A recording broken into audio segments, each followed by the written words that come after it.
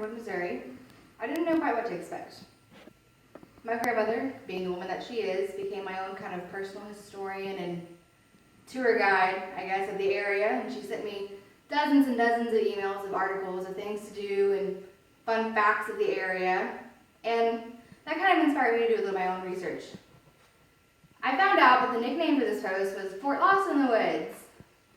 So that's fun, and that kind of sank my expectations a little bit. Not really a woodsy kind of person, so I wasn't too sure if I was going to be okay here. But I have come to appreciate the area and call it home.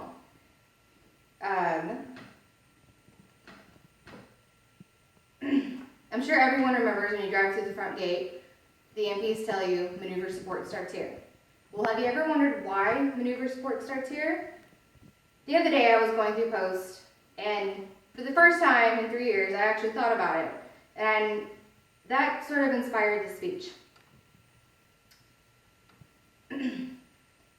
I do hope that my physical audience, which is mainly comprised of ex-military, military spouses, and my classroom audience, which is mainly military, can either appreciate what I'm saying, learn something, or contribute to it afterwards. I am sort of a glutton for interesting historical backgrounds, and after doing all this research, I've kind of understood that Fort Leonard Wood really does kind of have an interesting background. May not be the best place to live, geographically, but it does have some interesting facts. I do hope to talk about Fort Leonard Wood's earlier days, the support that it's given to the military since its conception, and what it does for the military now. In the days leading up to World War II, the the U.S. government realized that it's going to need somewhere to train more of its troops. The Army had gotten bigger, the Army had gotten a little bit newer in its training techniques, and it needed somewhere to do that. Originally, they were going to put Fort Leonard Wood near Leon, Iowa, so we could be living in Iowa, so there's a bonus. They did eventually decide to move the post to South Central Missouri, where we are now. The ground for the new base was broken on December 3rd, 1940, almost an entire year before the bombing of Pearl Harbor, when the United States officially entered World War II.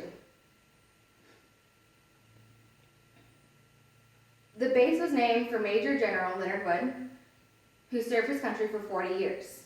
He began his military career as a surgeon in the Apache Indian Wars. He then went on to lead the Rough Riders, which Teddy Roosevelt was eventually led, who he actually commanded over, which is kind of cool. And after that, he served his country for another 4 years as the Army Chief of Staff. And after that, he went on to be the Governor General of the Philippines, where he died in 1927.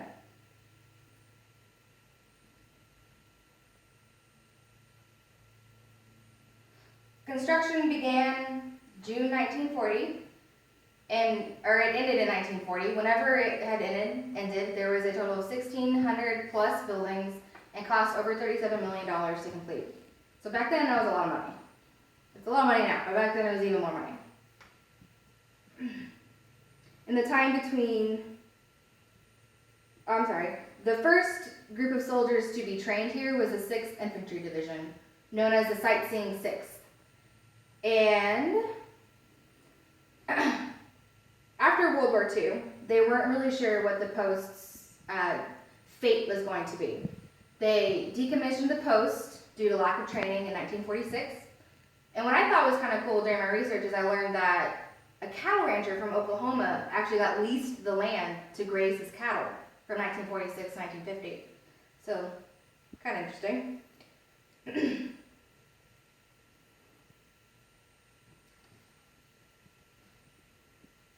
During the Korean War, Fort Leonard Wood was reopened as a basic training and engineering training center for deploying troops.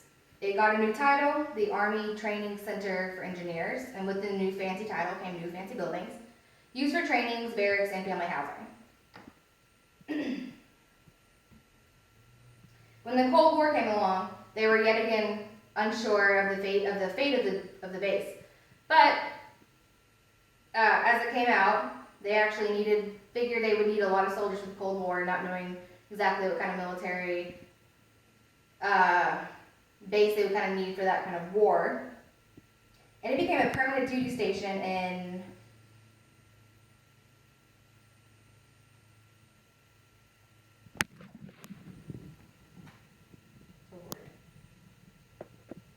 a permanent duty station. I can't remember the date. During that time, they had to train over 120,000 troops, not just engineers, but also support troops such as cooks, mechanics, vehicle operators, and all sorts of support stuff like that. Clerks for the, administrative clerks. And in the 1970s, the base opened its arms to the Air Force and the Marines, who used the base to train its construction equipment operators. So that everyone, because Fort Leonard Wood had some of the best training for that type of thing, so they opened their arms to the entire armed forces, so everyone could get good training. And in 1982, Fort Leonard Wood helped to train engineers from over 15 different countries. So then it got its kind of international recognition with the 4th Training Brigade.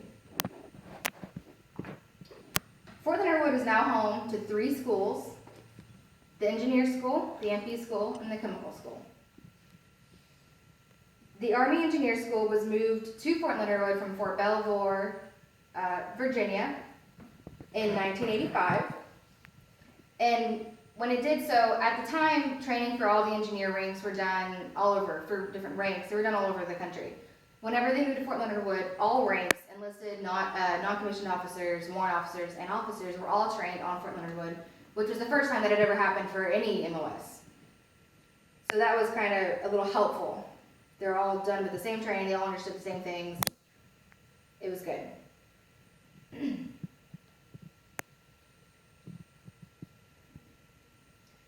When Fort McClellan closed in Alabama, the MP School, along with the Chemical School, which is now called the Chemical, Biological, Radiological, Nuclear School, or CBRN, was moved to Fort Leonard Wood in 1999. So not only was the base conceived for World War II, but ever since World War II, it has helped in every battle, maybe not frontline particularly, but it has helped with support, engineering, and then recently it has done all of the MP training. Marines do MP training here now. And as someone who works on base daily, I see all sorts of countries come through. So it has maintained an international recognition of training. And knowing what I know now, I have a deeper appreciation for the fort and for what it does for its army. I understand its origins, how it's supported since then, and what it does today. And I feel like I've always kind of appreciated living here, but now I do so a little bit more. And I think that's good. So now when I go through the gate and the MP tells me maneuver support starts here, instead of blowing him off and going through the gate, I'll actually understand why he says that. Even though he may not, I'll understand. So thank you all for coming.